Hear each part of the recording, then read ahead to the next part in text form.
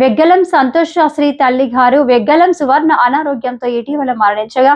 దశదిన కర్మకు విచ్చేసి చిత్రపటానికి శ్రద్ధాంజలి ఘటించి సంతోష్ శాస్త్రికి పరామర్శించి వారి కుటుంబానికి ప్రగాఢ సానుభూతిని తెలియజేసిన అర్చక ఉద్యోగ జేఏసీ చైర్మన్ శ్రీమాన్ గంగ్ ఉపేంద్ర శర్మ ఈ కార్యక్రమంలో ధూపదీప నైవేద్య అర్చక సామఖ్య సంఘం రాష్ట్ర అధ్యక్షులు పెరంబదూరి శ్రీకాంత్ స్వామి, అర్చక ఉద్యోగ వెల్ఫేర్ బోర్డు సభ్యులు జక్కాపురం నారాయణ స్వామి, కరీంనగర్ జిల్లా ధూపదీప నైవేద్యక సంఘం నాగరాజు సంపతాచార్య, మంచిర్యాల జిల్లా ధూపదీప నైవేద్యక సంఘం అధ్యక్షులు ఏచికూచి రామ్మోహన్ శర్మ, జగిత్యాల జిల్లా ధూపదీప నైవేద్య సంఘం అధ్యక్షులు నాగరాజు మహేంద్రచార్యులు, సంఘ బాధ్యులు శ్రీ కోటి జలంధర్,